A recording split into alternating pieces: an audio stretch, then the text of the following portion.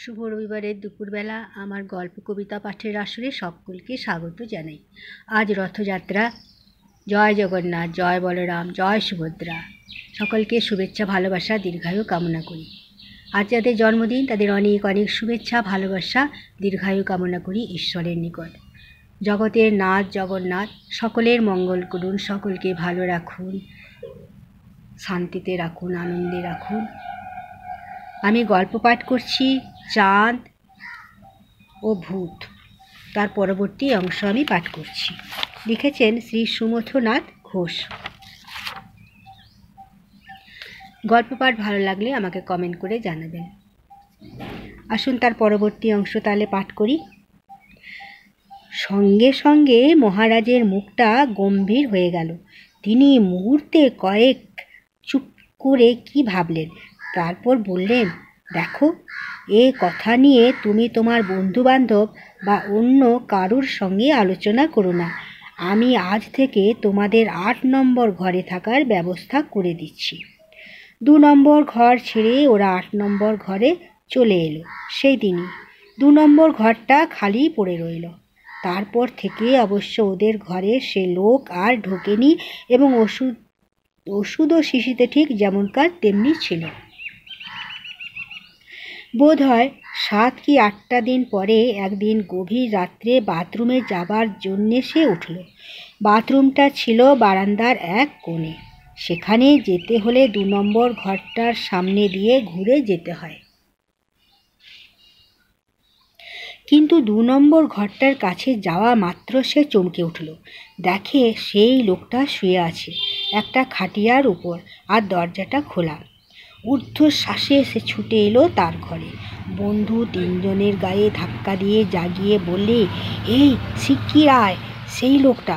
সঙ্গে সঙ্গে তারা ছুটে বেরিয়ে এলো তার সঙ্গে। কিন্তু ভোঁতা কেউ কোথাও নেই। 2 নম্বরের দরজায় একটা তালা ঝুলছে। সেদিন ওরা বন্ধুরা সবাই মিলে ওকে ভীতু কাওয়ার্ড বলে গালাগাল দিয়েছিল। কিন্তু ঠিক এর 2 দিন পরে ওর বন্ধুদের মধ্যে সবচেয়ে যে সাহসী, রাতে সে বাথরুম থেকে গিয়ে চিৎকার করতে করতে ঘরে ছুটে এলো। বলে, মাইরি, তোর কথাই সত্যি? ভয়ে তার সারা দেহ তখন রোমাঞ্চিত, গলার স্বর কাঁপছে। বলে, তুই যেমন বলেছিলিস ঠিক হুবহু তেমনি লোকটাকে দেখতে। মাথায় টাক, কালো চশমা চোখে, গলায় কমফর্টার জড়ানো। দেখি খাটিয়ার উপর শুয়ে আছে। চল দেখি। বলে তখনই সবাই বেরিয়ে এলো বটে, কিন্তু ঠিক আগের দিনের মতোই হতাশ এলো। দেখে 2 নম্বর ঘর তালা বন্ধ, কেউ ত্রিসীমানায় নেই। পরদিন ওরা ম্যাট্রনের ঘরে গিয়ে বললে, মহারাজ, 2 নম্বর ঘরে ভূত আছে। চুপ চুপ বলে মহারাজ তাদের মুখে হাত চাপা দিলেন।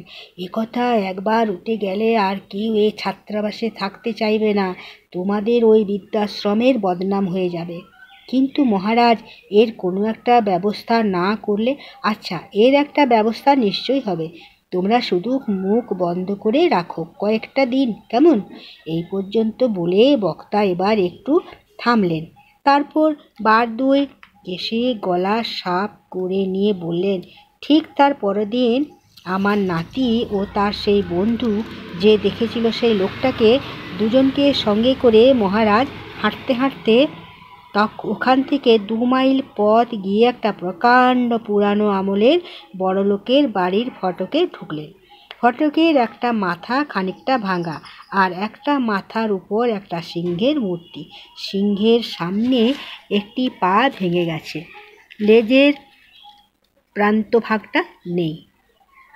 ফটকে দিনে ঢুকলেই একটা বিরাট বাগান, তাতে আম, কাঁঠাল, জাম, জামরুল, নানা রকমের ফলের গাছ, এবং তারই ভেতর দিয়ে আরও খানিকটা এগিয়ে গেলেই সাবেকি ধরনের চক মেলানো 2 মহল বাড়ি, ইট বার করা, চুন বালি খসে পড়েছে। ছাদের কার্নিশের উপরে বেশ বড় বটগাছ গজিয়ে উঠেছে। এককালে যে কোনো এক ধনীর অট্টালিকা ছিল, তার জন্য সর্বত্র বর্তমান। ধন্যবাদ বন্ধুরা, এখানেই বিরাম দিলাম। পরবর্তী অংশ পরের দিন পাঠ করব। সকলে ভালো থাকুন, সুস্থ থাকুন, নিরোগ থাকুন শরীরে এবং মনে।